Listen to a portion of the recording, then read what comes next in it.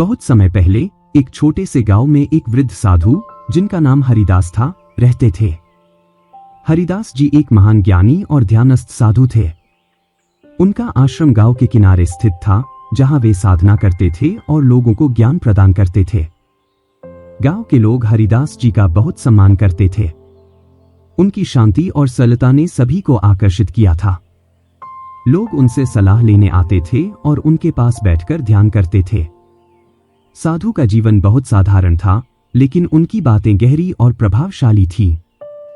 गांव के लोग अक्सर अपनी समस्याएं लेकर हरिदास जी के पास आते थे। एक दिन एक युवा लड़का अर्जुन साधु के पास आया। अर्जुन बहुत चिंतित था। उसने कहा, हे गुरुदेव, मैं अपनी जिंदगी में बहुत संघर्ष कर रहा हूं। मुझे समझ नहीं आ रहा कि मुझे क्या करना चाहिए।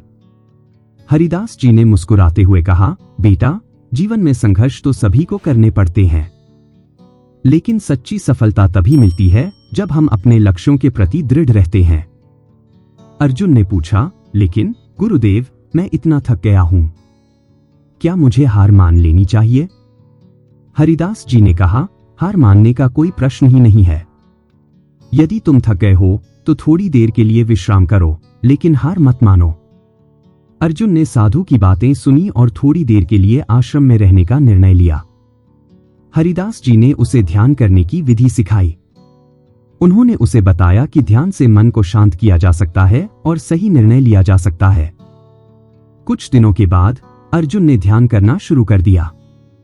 उसने हरिदास जी की शिक्षाओं का पालन किया और धीरे धीरे उसे अपने जीवन की दिशा स्पष्ट होने लगी। एक दिन अर्जुन ने साधु से पूछा, गुरुदेव, जीवन का असली मूल्य क्या है? हरिदास जी ने उत्तर दिया, बेटा, जीवन का असली मूल्य प्यार, करुणा और सेवा में है। जब तुम दूसरों की भलाई के लिए जीते हो, तब तुम्हारा जीवन सार्थक बनता है। अर्जुन ने सोचा, अगर मैं दूसरों की मदद करूं तो शायद मुझे भी शांति मिलेगी। उसने ठान लिया कि वह गांव में लोगों की मदद करेगा। अर्जुन ने गांव के बच्चों को पढ़ाने का निर्णय लिया। उसने अपने आसपास के बच्चों को इकट्ठा किया और उन्हें पढ़ाना शुरू किया। हरिदास जी ने उसकी मदद की और उसे सही शिक्षा देने के लिए मार्गदर्शन किया। धीरे धीरे गांव के लोग अर्जुन की मेहनत को देखने लगे। बच्चे उसे अपना गुरु मानने लगे और अर्जुन को बहुत खुशी हुई। उसने महसूस किया कि शिक्षा का सबसे बड़ा महत्व है।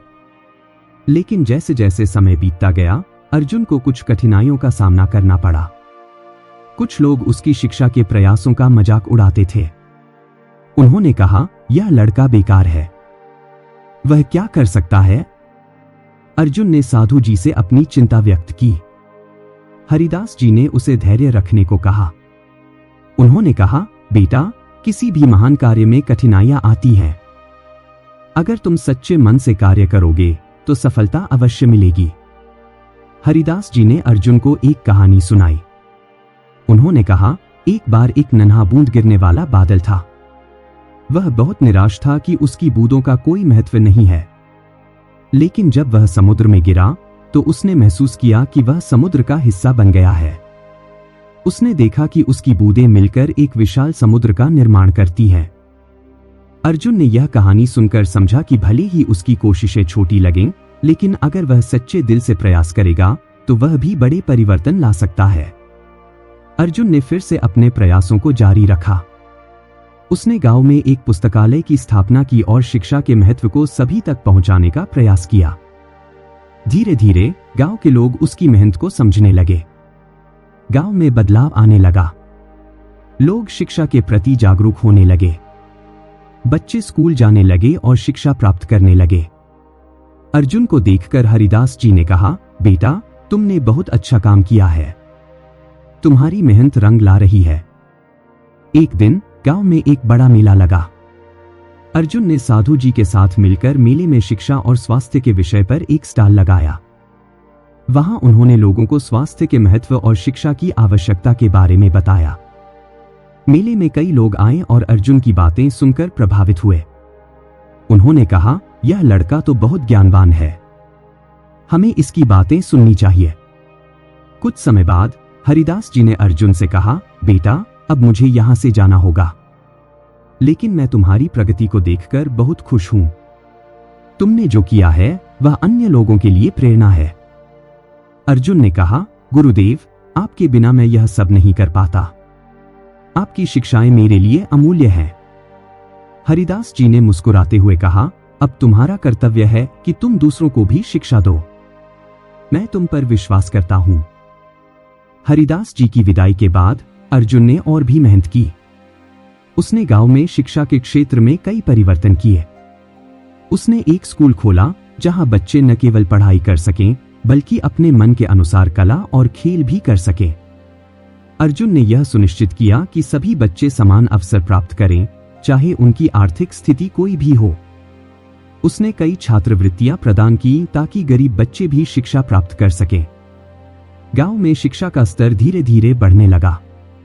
अर्जुन के प्रयासों से गांव के बच्चे अच्छे अंक लाने लगे। कुछ बच्चे तो शहर की बड़ी कॉलेजों में भी पढ़ने गए। राज्य के अधिकारी भी इस बदलाव को देखकर प्रभावित हुए और उन्होंने अर्जुन को सम्मानित किया। अर्जुन ने अपने जीवन में जो बदलाव लाए थे वे दूसरों के लिए प्रेरणा बन गए। अर्जुन ने अपनी मेहनत से यह साबित किया कि जीवन में कठिनाइयां आती हैं, लेकिन सच्ची मेहनत और समर्पण से किसी भी लक्ष्य को हासिल किया जा सकता है। एक दिन अर्जुन ने सोचा, अगर हर व्यक्ति थोड़ी सी मेहनत करे और दूसरों की भलाई के लिए कार्य करे तो समाज में बड़ा बदलाव आ सकता है। अर्जुन ने कभी भी हरिदास जी को नहीं भुलाया। उन्होंने उनके उपदेशों को अपने जीवन में आत्मसात किया। वह हमेशा उन्हें याद करते थे और उनकी शिक्षाओं को अपने काम में शामिल करते थे। अर्जुन ने गांव में एक स्मारक बनवाया जहां लोग हरिदास जी की तस्वीर के आगे फूल चढ़ाते थे। यह स्मारक लोगों को यह याद दिलाता था कि शिक्षा और ज्ञान का क्या महत्व है। अर्जुन ने अपनी शादी भी की और अपने बच्चों को भी अच्छे संस्कार और शिक्षा देने का प्रयास किया। उसने उन्हें बताया कि जीवन में संघर्ष करना पड़ता है, लेकिन मेहनत का फल मीठा होता है। गांव में अब एक नई पीढ़ी तैयार हो रही थी जो ज्ञान और शिक्षा के महत्व को समझती थी। अर्जुन ने सुनिश्चित किया कि उनके बच्चे अपनी पहचान बनाएं और समाज के लिए कुछ करें। इस कहानी से हमें यह सीखने को मिलता है कि ज्ञान, शिक्षा और सेवा ही जीवन के असली मूल्य हैं। कठिनाइयों का सामना करते हुए हमें कभी हार नहीं माननी चाहिए। हर व्यक्ति को अपने सामर्थ्य को पहचानकर समाज में सकारात्मक परिवर्तन लाने का प्रयास करना चाहिए।